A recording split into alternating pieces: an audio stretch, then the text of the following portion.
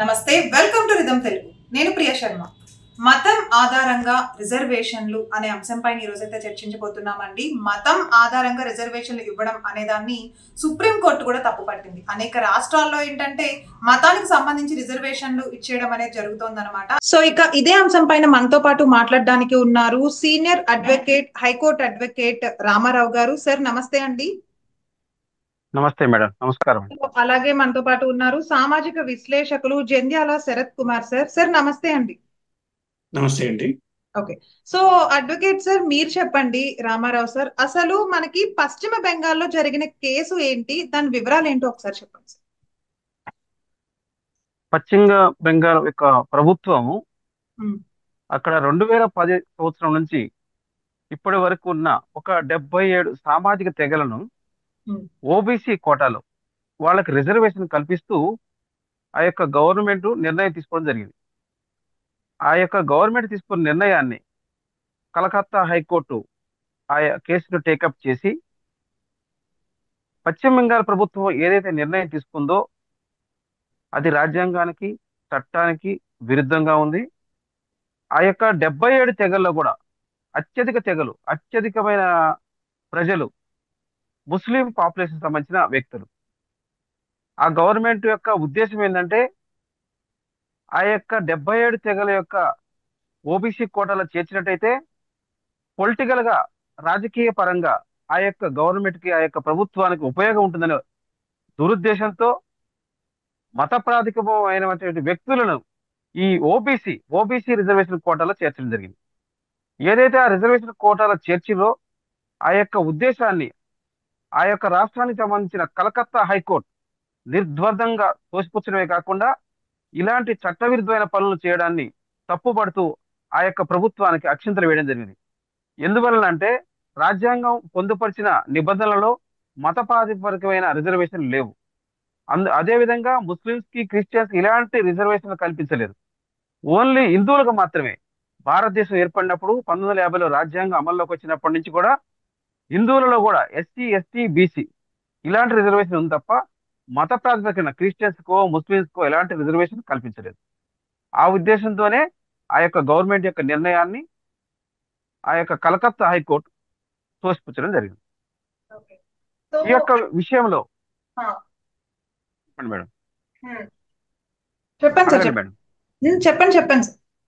ఆ ఇదే యొక్క విషయాన్ని కలకత్తా హైకోర్టు తోసిపుచ్చినప్పటికీ ఆ ఉమ్, ప్రభుత్వం అంతటితో ఆగకుండా సుప్రీం కోర్టులో అప్పీల్కి వెళ్ళడం జరిగింది. ఓకే. సుప్రీం కోర్టులో కూడా జస్టిస్ పిఆర్ గవాయ్, ఉమ్, జస్టిస్ కేవి విశ్వనాథ్ యొక్క ద్విసభ్య ధర్మాసనం ముందుకి ఈ యొక్క మ్యాటర్ మొన్న సోమవారం రోజు రావడం జరిగింది. ఈ మ్యాటర్ లో, ఈ యొక్క సబ్జెక్ట్ లో ఆ సుప్రీం కోర్టు సీనియర్ న్యాయవాది కపిల్ సిబాల్ గారు ఓకే. ఆర్గ్యూ చేయడం జరిగింది. ఉమ్, వారు చెప్పే ఉద్దేశం ఏంటంటే ముస్లింలు అయినంత మటుకి, మతం అయినంత మటుకి వాళ్ళ రిజర్వేషన్ అర్హులు కారా, వాళ్ళకి ఎందుకు రిజర్వేషన్ ఇవ్వరు అని సుప్రీంకోర్టుని వారు ఆర్గ్యూ చేయడం జరిగింది. సుప్రీంకోర్టు యొక్క ధర్మాసనం మన దేశ రాజ్యాంగ మౌలిక సూత్రాల ప్రకారం మత ప్రాధికార రిజర్వేషన్ అనేది ఎంత మాత్రం చెల్లదు. ఈ యొక్క అంశాన్ని తీసుకురావడమే తప్పు. ఏదైతే కలకత్తా హైకోర్టు ఈ అంశాన్ని ఎలా అయితే తోసిపుచ్చిందో ఆ విషయాన్ని సుప్రీంకోర్టు సమర్థించడం జరిగింది. కపిల్ సిబాల్ గారు అంతటితో ఆగకుండా ముస్లింలు అయితే అంత మాత్రాన వాళ్ళలో పేదలు ఉండరా, వాళ్ళకి రిజర్వేషన్ ఎందుకు వర్తించదు అని వారు ఆర్గ్యూ చేయడం జరిగింది. అయితే సుప్రీంకోర్టు తరఫున ఆ ఈ యొక్క కలకత్తా ప్రభుత్వానికి, పశ్చిమ బెంగాల్ ప్రభుత్వానికి ఎలా సపోర్ట్ గా ఆర్గ్యూ చేసిన సీనియర్ లాయర్ ఉన్నారో అదేవిధంగా వీరికి ప్రతివాదులుగా పత్వాలియా అనే సుప్రీంకోర్టులో సీనియర్ న్యాయవాది ఈ ఆర్గ్యుమెంట్లని తిప్పికొట్టడం జరిగింది. నిర్ద్వందంగా పశ్చిమ బెంగాల్ ప్రభుత్వం తీసుకున్న నిర్ణయాలని, విధానాలని తప్పుపడుతూ అనేక ఉదాహరణలతో రాజ్యాంగం ప్రాతిపదిక ఎలాంటి మౌలిక సూత్రాలని క్రోడీకరించింది, రాజ్యాంగంలో ఎలాంటి విషయాల్ని పొందుపరిచింది, మత ప్రాతిపదిక ఎందుకు రిజర్వేషన్ ఇవ్వద్దు, అనేక విషయాల ద్వారా సుప్రీంకోర్టు యొక్క ద్విసభ్య ధర్మాసనాన్ని మెప్పించడం జరిగింది. ద్విసభ్య ధర్మాసనం కూడా జస్టిస్ కేవి విశ్వనాథ్ గారైతేమి, బిఆర్ గవాయ్ గారైతేనేమి ఈ యొక్క పశ్చిమ బెంగాల్ విధానాన్ని, పశ్చిమ బెంగాల్ యొక్క ఆలోచనని తప్పుపడుతూ మొన్న సోమవారం కొట్టివేయడం జరిగింది. సో అయితే ఒకసారి శరత్ కుమార్ గారితో మాట్లాడతాము. సార్ చెప్పండి, అసలు ఈ రకంగా అంటే ఏదైతే బెంగాల్ ప్రభుత్వం ఇట్లా గంప గుత్తగా మన రిజర్వేషన్లు ముస్లింలకి కల్పించడానికి ఎందుకు అంత నెసెసిటీ ఏముందంటారు సార్? నమస్కారం అండి. నమస్తే.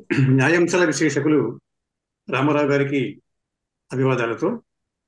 ఈ రిజర్వేషన్స్ అనే అంశం పశ్చిమ బెంగాల్ అనేది ఒక ఉదాహరణ తాజాగా. కానీ మన రాజ్యాంగం అమల్లోకి వచ్చినప్పటి నుంచి కూడా కొన్ని రాష్ట్రాలు ఈ విధమైన బాట పడుతున్నాయండి. అవును. రిజర్వేషన్ అంటేనే ఒక మినహాయింపు, ఒక వెసులుబాటు, అంతే కదండి. అంతే కదా. ప్రధానంగా విద్య, ఉపాధి అంటే ఉద్యోగాలు, ఎన్నికలు, ఇలాంటి రంగాల్లో రిజర్వేషన్స్ అనేవి ఉంటూ ఉంటాయి. ఇప్పుడు మనకి ఇతర వెనకబడిన తరగతులు, ఓబీసీ రిజర్వేషన్ సంబంధించి పశ్చిమ బెంగాల్ ఒక వింత పద్ధతిని అనుసరిస్తూ వస్తుంది. ఇది ఇప్పుడు మొదటిసారి కాదండి. ఇప్పుడు వచ్చిన ఈ కేసే కాకుండా గతంలో కూడా పశ్చిమ బెంగాల్ ప్రభుత్వం ప్రధానంగా చేసిన పని ఏంటంటే, ఇప్పుడు నిజానికి రిజర్వేషన్స్ అనేవి వాటికి ప్రాతిపదికలు ఉన్నాయండి.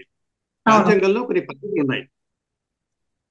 అటు కేంద్రం కానీ రాష్ట్రాలు కానీ ఓబీసీ రిజర్వేషన్స్ ఇవ్వాలి అంటే వాటికి ఒక ప్రమాణాలు, విధానాలు, పద్ధతులు ఉన్నాయండి. వాటిని పాటించకుండా కేవలం మాకు ఈ వర్గాల వాళ్ళకి మనం రిజర్వేషన్స్ కల్పిస్తే ఓబీసీ పేరు చెప్పి వీళ్ళ ఓట్లు మనం గొప్పగొత్తగా తీసుకోవచ్చు, ఈ అన్ని ఓట్లని ఒక్కసారిగా మనం రాబట్టవచ్చు అనే రాజకీయ ప్రయోజనం ఎప్పుడైతే ప్రభుత్వంలోకి వచ్చిందో అప్పుడే ఈ పర్పస్ ఆఫ్ రిజర్వేషన్స్ డిఫీట్ అయిందండి. అసలు లక్ష్యమే పూర్తిగా దెబ్బతినిపోయిందండి. ఎందుకంటే సామాజిక న్యాయం అంటాం కదా, అంటే అందరికీ సమాన అవకాశాలు ఉండవు, సమాన పరిస్థితులు ఉండవు. ఎవరైతే వెనకబడ్డారో వారి కోసం పెట్టిన ఈ ఓబీసీ రిజర్వేషన్స్ వీటిని ఒక సాకుగా చూపించి, వీటిని ఒక నెపంగా లేదా వీటిని ఒక సాధనంగా చేసుకొని పశ్చిమ బెంగాల్ ప్రభుత్వం 2010లో కూడా ఇదే పని చేసిందండి. ఒక 14 ఏళ్ల క్రితం. అప్పుడు కూడా హైకోర్టు గట్టిగా స్పష్టం చేసింది, ఎందుకంటే మీరు ఇలాంటి ప్రయోజనాల కోసం చేయకూడదు అని చెప్పిందండి. కాబట్టి ముఖ్యంగా ఆర్థిక, సామాజిక వెనకబాటుతనం అని పేరు చెప్పి పశ్చిమ బెంగాల్ ప్రభుత్వం చేసిన ఈ పరిణామం ముఖ్యంగా ఎవరిని ఉద్దేశించింది అనేది ఇక్కడ ప్రశ్న అండి. ఈ రిజర్వేషన్స్ ఏమిటని కాదు, ఎవరిని ఉద్దేశించి ఈ రిజర్వేషన్స్ ఇంత శాతం పెట్టారు అన్నప్పుడు వాళ్ళ టార్గెట్ ఏంటనేది మనకు తెలుస్తూనే ఉంది. అక్కడ ఇతరులను ఆకర్షించడం, ఆకర్షణ పథకంలో ఎప్పుడైతే రిజర్వేషన్స్ ఉన్నాయో పశ్చిమ బెంగాల్ ప్రభుత్వానికి 2010లో ఇదే పరిస్థితి వచ్చింది. 14 ఏళ్ల తర్వాత 2024లో కూడా ప్రమాణాలు స్పష్టంగా ఉన్నాయి. ఉన్న లోపం వల్ల పశ్చిమ బెంగాల్ ప్రభుత్వం దాన్ని అనుసరిస్తున్న విధానమే లోపభూయిష్టంగా ఉంది. కాబట్టి సుప్రీంకోర్టు తీవ్రంగా ఆక్షేపించిందండి. అవును సార్. సో ఇప్పుడైతే ఒకసారి రామారావు సార్ మీరు చెప్పండి, అసలు రాజ్యాంగాల్లో ఈ మాదిరిగా ఏదైతే మనకి రిజర్వేషన్లు ఇవ్వడం అనేది జరిగిందో, అంటే ఇవ్వడాన్ని మైనార్టీలకు రిజర్వేషన్లు ఇవ్వాలని రాజ్యాంగం ఏమన్నా చెప్పిందా అనేది క్వశ్చన్ అనమాట. ఇప్పుడు అంటే మైనార్టీలకే రిజర్వేషన్లు ఇవ్వాలి అనేది ఏమన్నా నెసిటీ ఉందా? ఏమంటారు సార్? భారత రాజ్యాంగం 1950 జనవరి 26 నుంచి అమల్లోకి వచ్చిందండి. అంతకు ముందు మన ఈ యొక్క రాజ్యాంగాన్ని క్రోడీకరించి, పొందుపరిచి తయారు చేసిన యొక్క రాజ్యాంగకర్తలు డాక్టర్ బిఆర్ అంబేద్కర్ గారు అయితే ఇంకా ఆ కమిటీలో ఉన్న చాలా మంది న్యాయ కోవిదులు అయితే మన దేశానికి ఏ చట్టం అవసరమో, ఏ చట్టాలు అవసరమో, ఇక్కడ ఉన్న భౌగోళిక పరిస్థితులు, ఇక్కడ ఉన్న మనుషులకు ఏం అవసరమో అవే క్రోడీకరించారు.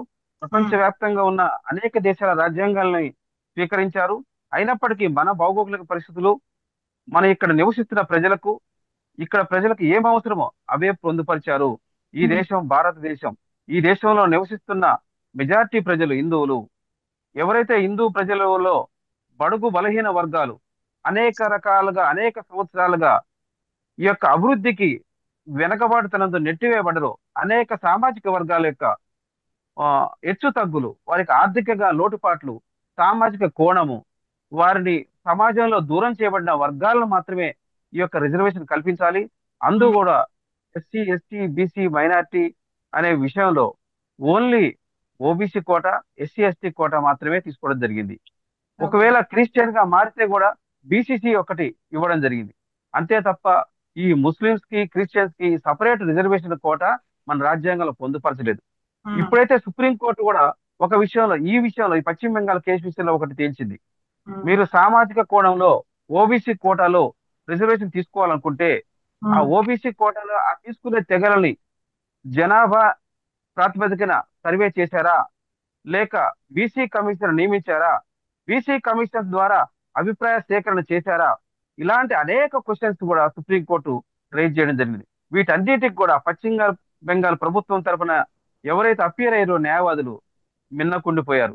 సమాధానం లేదు. ఆ పశ్చిమ బెంగాల్ ప్రభుత్వం యొక్క ఉద్దేశమే దురుద్దేశం, ఉద్దేశమే ఓటు బ్యాంక్ పాలసీ. రాజ్యాంగం యొక్క మౌలిక సూత్రాలని, ఏదైతే నియమాలని, ఏదైతే పద్ధతుల్ని ఆనాడు రాజ్యాంగం పొందుపరిచిందో ఆ నియమాలను తూట్లు పొడుస్తూ ఓటు బ్యాంక్ రాజకీయాల కోసం చేసిన ఎత్తుగడలని, ప్రభుత్వం చేసిన ఈ యొక్క కుయుక్తులని యొక్క సుప్రీంకోర్టు తెలుసుకోవడం జరిగింది. ఈ పద్ధతిన మన రాజ్యాంగంలో ఎలాంటి నిర్వచనాలు లేవు, ఎలాంటి చట్టాలు లేవు అని నిర్ద్వందంగా తోసిపుచ్చడం జరిగింది. మైనార్టీల కోసం స్పెషల్ గా రాజ్యాంగంలో ఎలాంటి చట్టాలు పొందుపరచలేదు. భారతదేశంలో ఏర్పడే ఏ రాష్ట్రాల ప్రభుత్వాలు ఉన్నాయో వారిని సామాజికంగా, ఆర్థికంగా అభివృద్ధి చేయాల్సిన పద్ధతులు చాలా ఉన్నాయి. వారికి ఎలాంటి బెనిఫిట్స్ ఇవ్వాలో, ఎలాంటి స్కీములు పెట్టాలో అవన్నీ పెట్టవచ్చు. అంతేగాని మత ప్రాతిపదికన రిజర్వేషన్ అనేది ఎంత మాత్రం చెల్లదు, చెల్లనేరదు. అంతే సార్.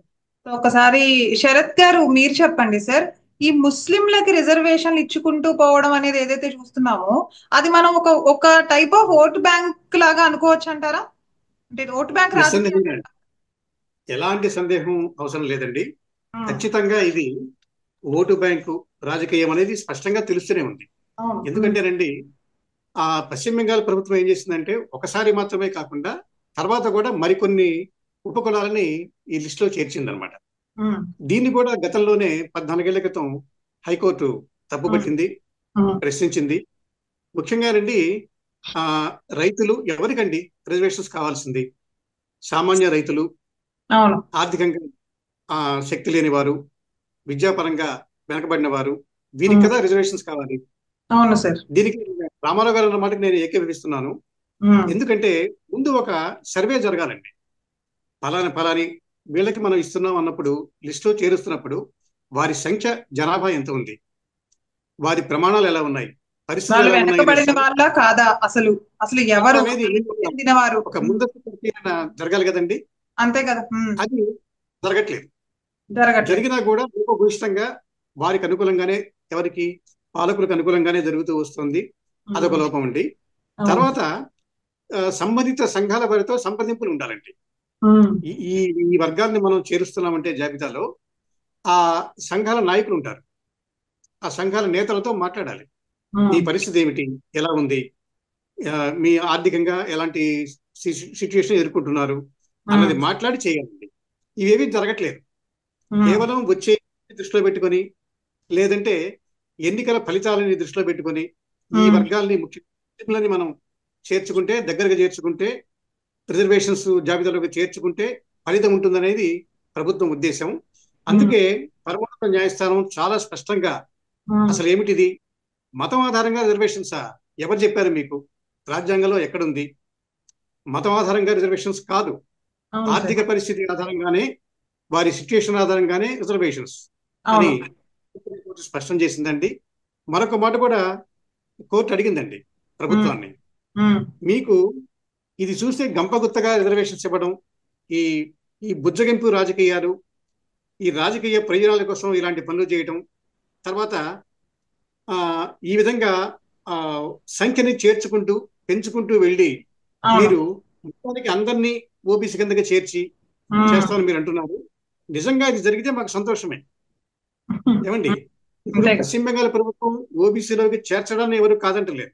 కానీ ఎవరిని చేర్చారు, ఏ వర్గాన్ని చేర్చారు అన్నది ఇక్కడ ప్రశ్నార్థకం అండి. సుప్రీంకోర్టు కూడా అదే ప్రశ్న అడిగింది. వారు మరొక మాట కూడా అన్నారండి, నిజానికి మన క్షేత్రస్థాయిలో నుండి ఎక్కడైనా, ఏ రాష్ట్రంలోనైనా, పశ్చిమ బెంగాల్ కానీ ఎక్కడైనా సరే, ఈ సర్టిఫికెట్స్ ఓబీసీ అనేవి ఎవరిస్తారండి? రెవెన్యూ శాఖ. ఎక్కడ అవును సార్. ఇస్తారు? తహసీల్ కార్యాలయాల్లో, తాలూకా కార్యాలయాల్లో ఇస్తారు. ఉమ్, ప్రాతిపదిక ఏమిటండి? వాళ్ళ పౌరసత్వం ఏమిటి, సిటిజన్షిప్ ఉందా లేదా, ఉమ్, ఆదాయ పరిస్థితులు ఏమిటి, తర్వాత వారికి ఆర్థిక స్థితిగతులు ఎలాగా ఉన్నాయి, శాశ్వత నివాసం ఉన్నారా లేదా, ఇవన్నీ చూడాలి కదండి. అవును. చూసిన తర్వాతనే ఓబీసీలోకి చేర్చుకోవాలనేది రాజ్యాంగ ప్రమాణం. ఉమ్. ఇవేవి జరగకుండా అది పశ్చిమ అలాంటి బెంగాల్ ఒక ప్రభుత్వం సర్వే జరగకుండా ఆ, ఇచ్చుకుంటూ పోవడం మొదలు పెట్టారు. అది కేవలం ఓటు బ్యాంకుల కోసమే అంటారా సార్ అయితే? అంతేనండి. ఆ డెఫినెట్ వాస్తవాలు బయటికి రావు. రావు. వాస్తవాలు బయటికి రావు. గత ఏడాది మేలో కూడా, ఇదే ఏడాదండి, ఇదే ఉమ్, సంవత్సరం మేలో, ఇది ఉమ్, డిసెంబర్ కదా, అవును. గత మేలో కూడా కలకత్తా హైకోర్టు చాలా సంచలనాత్మకమైన తీర్పు ఇచ్చిందండి పశ్చిమ అవును. బెంగాల్లోనే. ఉమ్, వారు ఏమన్నారంటే, ముస్లింలు అంటున్నారు మీరు, ఉపకులాలు అంటున్నారు, వర్గాలు ఉమ్, అంటున్నారు, ఉమ్, అసలు ఏమిటి పరిస్థితి? నిజంగా మీరు చెప్పిన పరిస్థితి ఇక్కడ ఉందా? వారికి రిజర్వేషన్స్ అవసరమా? వారు కోరారా, మీరు ఇస్తున్నారా అని కూడా కోర్టు ప్రశ్నించిందండి. ఉమ్, ఈ వెసులుబాటు అనేది న్యాయంగా జరగాలి తప్ప కేవలం ప్రభుత్వాల ఇష్టానుసారం జరగడానికి వీలేదు. ఉమ్, రాజ్యాంగ అతిక్రమణని మేము ఒప్పుకోము అని హైకోర్టు స్పష్టం చేసింది. ఇప్పుడు సుప్రీంకోర్టు కూడా స్పష్టం చేసిందండి. వచ్చే జనవరి 7న మళ్ళీ విచారణ ఉంది. ఏది వాస్తవమో తేలుతుంది. ఉమ్, కపిల్ సిబాల్ ఏం చెప్తున్నారు, మరి రామారావు గారు అన్నట్టుగా ఆయన వాదన ఏమిటి, అందులో ఏమున్నది అనేది ఎలాగో తేలుతుందండి. అవును కానీ సార్. ఒకటి మాత్రం వాస్తవం, మన కళ్ళ ముందు స్పష్టంగా కనిపిస్తోంది. ఈ ఓబీసీ ఈ చేరికల్లో ఎలాంటి సామాజిక ప్రయోజనం లేదు, ఉమ్, చిత్తశుద్ధి లేదు అనేది స్పష్టమవుతోంది. అవును. నష్టపోతుంది ఎవరండి? నష్టపోతుంది ఎవరు? హిందువులు. అంతే కదా సార్. అది కాబట్టి ముస్లింల ఆధారంగా చేసుకొని, అందుకనే సుప్రీంకోర్టు అడిగింది, ఆ మతం ఆధారంగా రిజర్వేషన్సా ఏమిటిది అనేది సుప్రీంకోర్టు ప్రశ్న. అవును సార్. సో అది ఒకసారి గ్రహించాలండి. అవును సార్, కరెక్ట్ గా చెప్పారు. ఒకసారి రామారావు గారిని అడిగి తెలుసుకుందాం సార్. రామారావు సార్, మీరు చెప్పండి.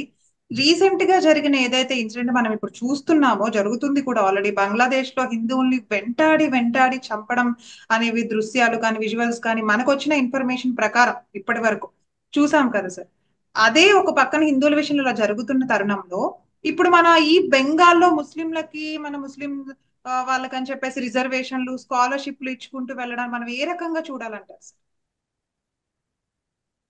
వాస్తవానికి బంగ్లాదేశ్ అనే దేశం ఏర్పడడానికి ఉమ్, సపోర్ట్ చేసింది, వేలాది మంది సైనికులను కోల్పోయింది ఉమ్, భారతదేశం. అవును. పాకిస్తాన్ ఆనాడు బంగ్లాదేశ్ ప్రాంతాన్ని చిన్న చూపు చూస్తూ వాళ్ళని నానా ఇబ్బందులు పడుతుంటే, ఉమ్, బంగ్లాదేశ్ సపరేట్ దేశంగా ఏర్పడాలని ఆ దేశ పౌరులంతా ఉద్యమం చేస్తున్న సమయంలో, పాకిస్తాన్ కి బంగ్లాదేశ్ కి సైనిక యుద్ధం జరుగుతున్న సమయంలో మన దేశం, మన దేశ రక్షణ రంగం పూర్తి స్థాయిలో వారికి వెన్నుదన్నుగా నిలబట్టమే కాకుండా వేలాది మంది సైనికులను మనం ప్రాణాలు కోల్పోవడం జరిగింది. అన్ని త్యాగాలు చేసి బంగ్లాదేశ్ యొక్క ఆ రోజు దేశం ఏర్పడ్డ సమయంలో వారి దేశం బ్రతకడానికి, తినటానికి తిండి లేని పరిస్థితుల్లో కూడా మన దేశ వాసులు అనేక రకాల త్యాగాలు చేసి వారి యొక్క సంపాదించుకున్న ఆస్తుల్లోంచి కూడా వాటాలు పంచి వారికి బంగ్లాదేశ్ ప్రజలను బతికించారు.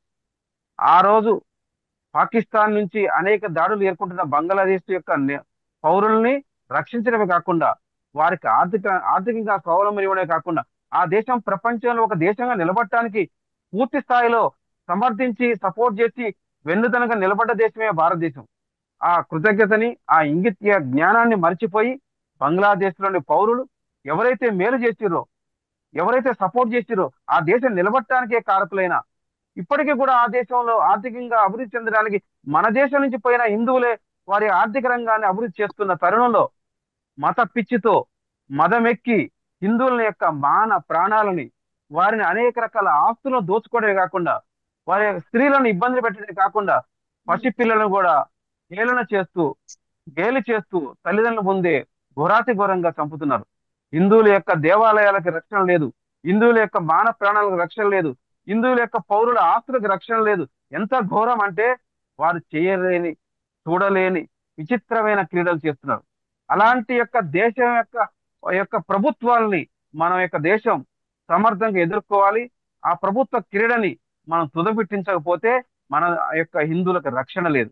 ఎందుకు చెప్తున్నానంటే అసలు పాకిస్తాన్ వారిని ఎంత క్రూరంగా ఇబ్బంది పెడితే మన దేశం, మన దేశ రక్షణ రంగం, మన దేశ ప్రభుత్వం, దేశ ప్రజలు వారికి వెన్నుదన్నుగా ఉండి ఆ దేశాన్ని నిలబెడితే వారి యొక్క పౌరుల యొక్క గౌరవాన్ని, పౌరుల యొక్క మాన ప్రాణాన్ని రక్షించకుండా హిందువులనే ఆలోచనతో, ముస్లిం పిచ్చితో ఎంత ఘోరంగా చంపుతున్నారంటే ఆ వీడియోలు చూస్తే ప్రాణాలు మనం అరచేతిలో పట్టుకొని పలుకుతున్న ఆ ప్రజల యొక్క మాన ప్రాణాలు చూస్తే ఎంతో బాధేస్తుంది.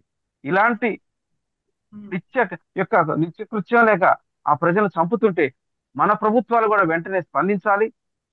చివరికి ఆ చుట్టూ ఉన్న రాష్ట్రాలు, బీహార్ అయితేమి, పశ్చిమ బెంగాల్ అయితేమి, ఒరిస్సా అయితేమి, ఆ బోర్డర్ రాష్ట్రాలు కూడా మేము ఆక్రమిస్తామని బెదిరించే స్థాయికి పశ్చిమ బెంగాల్ ప్రభుత్వం వచ్చిందంటే మన దేశ సైనికులు, మన దేశ భారత ప్రభుత్వం నిద్రపోతుందా?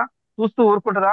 పశ్చిమ బెంగాల్ ఇదే రకమైన పోకడలు పోతే ప్రపంచ చిత్రపటంలో బంగ్లాదేశ్ లేకుండా చేసే సామర్థ్యం, శక్తి మన సైనికులు ఉందని చెప్పడంలో అతిశయోక్తి కాదు.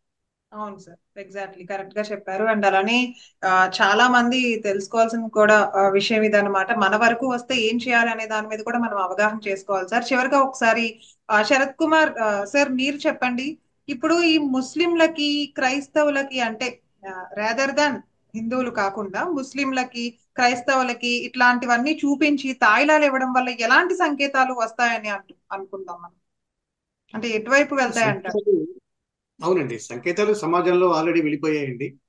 నిజానికి ఈ చేరిక వల్ల ముస్లింలు కూడా సంతోషపట్టలేదు, వాళ్ళేమి ఆనందాన్ని వ్యక్తం చేయడం లేదండి. ఎందుకంటే అక్కడ క్షేత్రస్థాయి వాస్తవాలు తెలుసుకోకుండా కేవలం మీ ఇన్ని ఓట్లు ఉన్నాయి కాబట్టి మీ అందరికీ ఇస్తాము, మీరు చేరండి అంటే, ఉచితాలు ఇస్తే ఎలాంటి తాయిలాలు ఉంటాయో ఇది కూడా అంతేనండి. కాబట్టి మనం ఒకటండి, మనది హిందూ దేశం. ముస్లిం అనే పదాన్ని కేంద్ర ప్రభుత్వం ఎప్పుడు మాట్లాడినా కూడా దాన్ని మత ప్రకటనగా భావిస్తున్నారు, ముఖ్యంగా పశ్చిమ బెంగాల్లో. ఇది సరైన ధోరణి కాదు. కాబట్టి ముస్లిం అనేది ఎప్పుడైతే వాళ్ళ మనసులో ఉండి ఆ విధంగా వాళ్ళు చేస్తున్నారో, నిజానికి నిజమైన ముస్లిం సోదరుల నుంచి కూడా వాళ్ళకి అనుకూలత లేదు ఆ ప్రభుత్వానికి. ఆ విషయాన్ని కూడా సుప్రీంకోర్టు తన అభిప్రాయాల్లో స్పష్టంగా చెప్పిందండి. మరొక మాట చెప్పింది సార్, మనమే ఏదో డివైడ్ చేస్తున్నట్టు వాళ్ళు ఏమైనా ఫీల్ అవుతున్నారు అంటారా? అంటే ముస్లింలు అని ప్రత్యేకంగా మనం ఇలా వాళ్ళని విడదీసి మాట్లాడుతున్నట్టుగా వాళ్ళు ఏమైనా భావిస్తున్నారు అని అంటారా? విభజన అనేది ప్రజల మధ్య లేదండి. నిజానికి హిందూ ముస్లిం ప్రజల మధ్య లేదు, ఉన్నది ఎక్కడంటే రాజకీయ నాయకుల్లో ఉందండి. ఆ రాజకీయ నాయకులు కూడా ఏం చేస్తున్నారంటే ఇది అడ్డం పెట్టుకొని, ఇప్పుడు రాజ్యాంగంలో 340 నిబంధన మనకి ఏముందండి, ఓబీసీల సంక్షేమం ప్రభుత్వాల బాధ్యత అని ఉంది. ఆ బాధ్యతని తీసుకోవాల్సిన రాష్ట్ర ప్రభుత్వాలు, పశ్చిమ బెంగాల్ లాంటివి ఏం చేస్తున్నాయంటే, ప్రతిసారి ఈ అంశాన్ని తీసుకొచ్చి 2010లో ఒకసారి, 2024లో మరొకసారి, ఈ 14 ఏళ్లలో 2 సార్లు తీసుకొచ్చి వాళ్ళు చేస్తున్న ప్రయత్నాలు ముస్లింలకు నిజానికి ఏమాత్రం ఉపయోగం కావు. సాధారణ ముస్లిం ప్రజలకి ఇది ఏమాత్రం వర్తించేది కాదు. వాళ్ళని చేరుస్తూనే ఉంటున్నారు, కానీ అసలు హిందువుల మాట ఏమిటి మరి అనేది ప్రశ్న వస్తుంది. అది ముస్లిం సోదరులే అడుగుతున్నారు. కాబట్టి ఇది ఖచ్చితంగా ఇవి తాయిలాలు అన్నది నిస్సందేహం అండి. రాజకీయ ప్రయోజనాలు, ఎన్నికల లాభాలు, వాళ్ళ స్వార్థపరత్వం ప్రభుత్వాలకి ఉంది. మరొక విషయం ఏంటంటే, కేంద్ర ప్రభుత్వం ఎప్పుడు ఎలాంటి ప్రకటన చేసినా, పథకాలు తెచ్చినా అడ్డుకునేది పశ్చిమ బెంగాలే.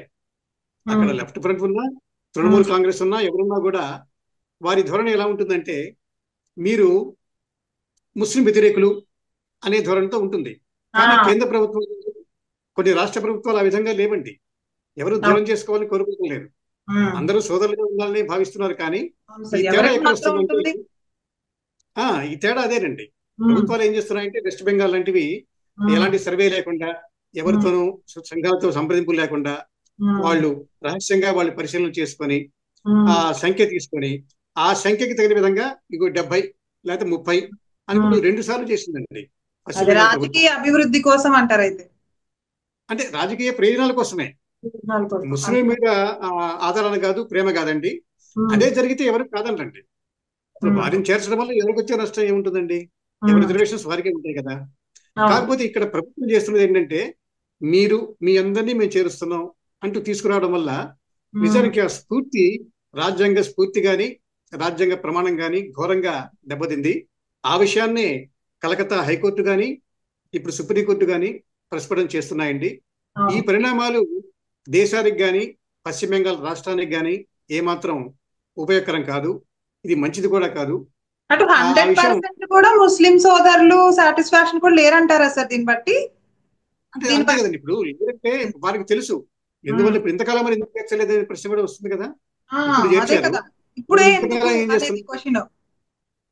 మరి ఇప్పుడు అంతకుముందు మరి అభివృద్ధి లేకపోబట్టి ఇప్పుడు చేరుస్తున్నారా అనే ప్రశ్న అంతే కూడా కదా, వస్తుంది కదా. అలా కాబట్టి రకరకాల వాస్తవాలు మరి వస్తాయి. ఉమ్, అవునండి. అంటే రిజర్వేషన్స్ అనేవి అది ఒక స్పెషల్ ప్రివిలేజ్ కాదండి. అది అవును. ఒక ఒక వెసులుబాటు, ఒక సర్దుబాటు, ఒక ఉమ్, ప్రత్యేక రక్షణ. ఉమ్, అది రావాల్సిన వాళ్ళకి రావాలి, ఇవ్వాల్సిన వాళ్ళకి ఇవ్వాలి. అవును. అంతే తప్ప మాకు మిమ్మల్ని చేర్చుకుంటే మాకు మీరు ఓట్లు వేస్తారు కదా, ఓట్లు ఉమ్, వేయండి, ఓట్లు ఉమ్, వేస్తే మీకు ఇస్తాము, లేదా ఓట్లు వేసిన తర్వాతనే ఇస్తాము అనే ధోరణి ప్రజలు గ్రహించారండి. ఉమ్, సామాన్య ప్రజలకి వాస్తవాలు తెలుసు. ఏ ప్రభుత్వం ఏ ఉద్దేశంతో ఏం చేస్తుందన్నది రాష్ట్రంలో కానీ, పశ్చిమ బెంగాల్లో కానీ, మరి కేంద్రంలో కానీ అందరికీ తెలుసు. కాబట్టి పరిస్థితులు మనం విశదంగా గమనిస్తూ ఉన్నాం. జనవరిలో మళ్ళీ విచారణ ఉంది. సుప్రీంకోర్టు ఇంకా ప్రశ్నలు సంధించింది. అవతల న్యాయవాది ఏ విధంగా మాట్లాడినా ఉన్న విషయాన్ని సుప్రీంకోర్టే కుండబద్దలు కొట్టిందండి. అవును. చాలా స్పష్టంగా చెప్పింది. ఉమ్, ఒకటే మాట, రిజర్వేషన్స్ కి ప్రాతిపదిక ఆధారం మతం ఆధారంగానే మీరు రిజర్వేషన్స్ ఇస్తారా, ఉమ్, అంతేగాని సామాన్య పరిస్థితి మీరు పట్టించుకోరా, ఉమ్. ఇవ్వాల్సిన వాళ్ళకి ఇవ్వరా అనేది ప్రశ్న చాలండి. ఈ ఒక ప్రశ్నతోనే మనకి స్పష్టమవుతూ ఉంది. చాలా ఇప్పుడు మందికి కూడా స్పష్టం అయిపోయింది సార్. అంతేనండి. ఇప్పుడు తాయిరాలతో ఎంతో కాలం సాగించలేరండి. అవును. అలాగే మతం హిందూ ముస్లిం అనగానే అదిగదిగో ఆ మాట అంటున్నారు అని చెప్పి కూడా రెచ్చగొట్టలేరు. ఎంతో ఉమ్, కాలం ఈ పరిస్థితి ఉండదు. అందరూ వాస్తవాలు గ్రహించారండి. తెలియాల్సిన వారికి తెలిసింది వాస్తవం ఏమిటన్నది. అది గ్రహించేటప్పుడు మనం ఇంకొకటి కూడానండి, ఉమ్, వెసులుబాటు అన్నప్పుడు అది ఎలా ఉండాలి అంటే ఆ పరిస్థితిని బట్టి ఉండాలండి. అంతే తప్ప ఒక సర్వే లేకుండా, గణాంక వివరాలు లేకుండా, ఒక ఆధారం లేకుండా, సంప్రదింపులు లేకుండా చేసే పనులు ఎప్పుడు కూడా అటు ముస్లిమ్స్ కి ప్రయోజనం చేకూర్చవు, ఉమ్. హిందువులకి అంతకంటే చేకూర్చవు. హిందూ ముస్లిం అనే తేడా మనకైతే లేదు, కానీ ప్రజల్లో లేదండి. అవును. హిందూ ముస్లిం తేడా ప్రజల్లో లేదు. ఎక్కడ ఉంది? కొంతమంది రాజకీయ నాయకుల్లో ఉంది. నాయకుల వల్ల వాళ్ళు ఏ పార్టీ వాళ్ళు అన్నెసరీగా తీసుకొస్తున్నారు సార్ ఇవన్నీ కూడా. అంతేనండి. అవును. అసలు నిజంగా రాజ్యాంగ రచన చేసిన వారు ఈ రైట్. పరిస్థితి ముందు ఊహించుంటే వాళ్ళు భరించలేకపోయారు. ఈ సిచ్యువేషన్ వారు కూడా ఊహించి ఉండరు. ఎందుకు పెట్టాము రిజర్వేషన్స్ అనేవి? ఎవరికి అవసరమో వారి కోసం, అంతేగాని ప్రభుత్వాలకి పార్టీలకి అవసరమైన వారి కోసం రిజర్వేషన్స్ కాదు కదండి. పశ్చిమ బెంగాల్ కానీ ఏ రాష్ట్ర ప్రభుత్వం కానీ వ్యవహరించాలండి. రైట్. అంతే తప్ప ఏ సందర్భం పైన ఎన్నికలు ప్రజలు అందరూ కూడా తెలుసుకుంటే బాగుంటుంది సార్. అంటేనండి, ఎన్నికలు శాశ్వతం కావు, ప్రభుత్వాలు అంతకంటే శాశ్వతం కావు. శాశ్వతంగా ఉండేది ప్రజలండి. ప్రజలు వారి తీర్పు మాత్రం శాశ్వతంగా ఉంటుంది. అది దృష్టిలో పెట్టుకోవాలన్నది సుప్రీంకోర్టు అభిప్రాయంలో కూడా స్పష్టమైందండి. ఇది చాలా కోర్టు ఇచ్చిన ఈ అభిప్రాయం, ఈ భావం అనేది చాలా ఆహ్వానించదగిందండి. వాస్తవాలు మన రామారావు గారు చెప్పినట్టుగా పశ్చిమ బెంగాల్ పరిస్థితి ఎలా ఉందో మనం చూస్తూనే ఉన్నాం, బంగ్లాదేశ్ పరిస్థితి చూస్తూనే ఉన్నాం. ఇప్పుడు మనకు కావాల్సింది నిజమైన పరిశీలన, అంతేగాని రాజకీయ ప్రయోజనం కానే కాదు. రైట్. ఇది నా అభిప్రాయం అండి. ఎస్. సో ఇక అవును సార్, ఇప్పటి నుంచి అయినా తెలుసుకోవాల్సిన చాలా మందికి స్పష్టత వచ్చింది. ఎవరైతే ఈ మత ప్రాతిపదికన రిజర్వేషన్ ఉంటాయని భ్రమలో ఉన్నారో అలాంటి వాళ్ళైనా దీని నుండి తెలుసుకోవాలని కోరుకుందాము. ఇక ఈ అంశం పైన చర్చలో పాల్గొన్నందుకు అడ్వకేట్ రామారావు గారికి ధన్యవాదాలు సార్. అండ్ అలానే మన శరత్ కుమార్ సార్, సామాజిక విశ్లేషకులు, మీకు కూడా ధన్యవాదాలు సార్. నెక్స్ట్ టైం మరొక అంశంతో కలుస్తాను. నమస్తే సార్. Thank you. ధన్యవాదాలండి. నమస్తే.